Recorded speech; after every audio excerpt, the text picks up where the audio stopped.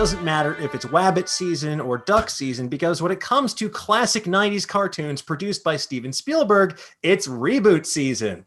In addition to the Animaniacs coming to Hulu, Warner Brothers Animation and Cartoon Network Studios announced they're going to be rebooting Tiny Toons Adventures for HBO Max and Cartoon Network. So this new series titled Tiny Toons Looniversity will follow the likes of Buster, Babs, Hampton, Plucky, and the gang as they go into considerable debt for a piece of paper that says they're higher learners. So my question to the panel is, I mean, what do you want to see from a Tiny Toons reboot? Especially, they are aging the characters up a bit, it seems, sending them off to college. So what do you want to see from this series? So, Amy, let's start with you.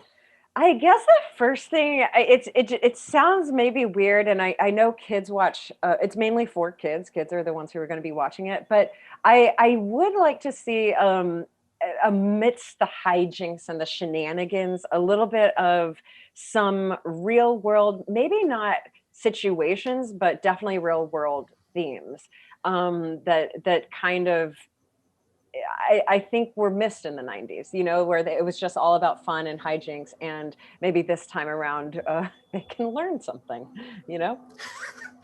Yeah, just the dangers of Adderall, trying to cram too much for your finals because you were too hungover to go to class, or something that I have no firsthand experience in.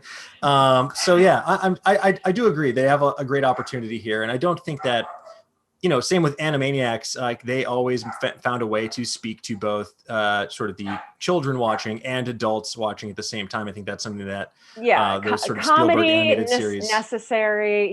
Hitting people with giant hammers, totally necessary. Just around that, maybe there's at least a question that's gonna pop into a kid's mind. That's really all I want. You want to see these tunes in a philosophy 101 seminar. Is that so hard to ask? No, it's not at all. Danny, same question to you. What would you like to see from a Tiny Toons reboot? What would I like to see? A tiny Michael Jordan. That's what I want to see. I honestly think that this is gearing up for Space Jam. Like, I feel like a lot of kids, like we obviously grew up with this, but I feel a lot of kids today don't.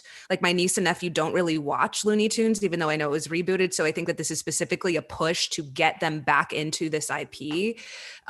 So I do feel like we're going to be seeing the original Looney Tunes teaching the Tiny Toons as they did, like how to be Toons or Looney Tunes. I agree with Amy that I do want to see like educational. I think that's what Animaniacs does, which actually came after Tiny Toons. So I think that they kind of fed off of each other. Another thing about Tiny Toons is it was only around for 2 years. It was like 1990 to 1992. Isn't that crazy? So I feel like most of us watched it in syndication. Mm-hmm. Didn't actually watch the original run, but that's how like long standing it was. I think I watched it lodged into another show. Like it was definitely part of that, like either Fox Kids or WB, like Kids W, it would be Kids WB. Just like that block of shows that would either be on like before I went to school or right after I got home from school. Throw a little Jackie Chan Adventures in there, some Yu-Gi-Oh, and you got yourself a cartoon stew going. It was, just a great time in my memory.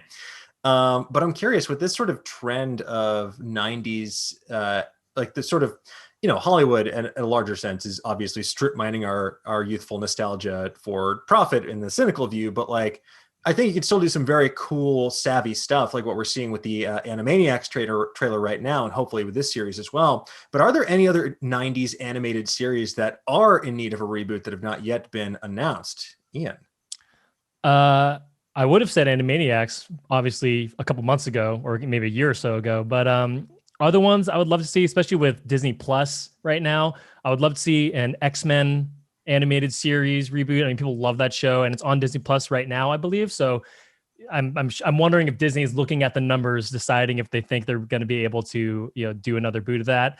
I would love to see something along the lines of the Batman animated series too. I mean, that's obviously a well-loved. They just did a big old re-release on Blu-ray. Those would be awesome. And then the other one for me would be Hey Arnold. I loved Hey Arnold, the original hipster in my life, with his cool outfits and his awesome loft room with his cool friends running around Brooklyn. I mean, I think there'd be a cool like reboot with that, sort of showing how he could still be tech savvy in a different way, and that'd be fun to watch. Yeah, what the hell? I get like Arnold's room was so nice. I remember as a kid being like, wait, that's an option? What the hell, mom and dad? What's going on here? His grandparents really splurged on him. You know, they knew their priorities was to make sure Arnold had like a retractable roof and TV that came out of his wall and stuff. Yeah. I love Hey Arnold, but I also feel like he grew up to be Ryan Gosling's character in La La Land, where he just like trying to teach people about jazz.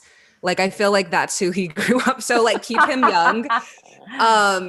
Keep him young. The thing that I want to see is All Real Monsters. I wrote that down. Yes, that is it. Like, it should never have been canceled. It was like one of the most iconic. I know everyone goes to Doug, Rugrats, and Ren and Stimpy, but All Real Monsters should be in there too. Every time someone talks about the foundation of Nickelodeon, it's so good. It's so good. It's also weird. It's the weirdness of Ren and Stimpy, the darkness of like just what life is, and it's just so perfect. The characters, the monster design is so cool too. The animation was awesome. Yeah. It was a great way to split the difference between shows like Doug and Rugrats and Ren and Stimpy. It was an era where so much of kids animation was like actively gross and like just it was a very like in your face, like aggressively hard to look at. But All Real Monsters, like it had some of that, but it had, you know, that kind of heart that you wanted from a show like that. I couldn't watch. It was Cat Dog and Beavis and Butthead and Rocko's Modern Life. Yes. All of those were very like I think Rocko's was my favorite out of those four, but really it was really tough for me to. There were just so many butts. It was butts all over the place, and and I know that life is all about butts, but it was a lot. And All Real Monsters, it was like, well, they're monsters, so the gross things can happen, but it for some reason didn't feel like.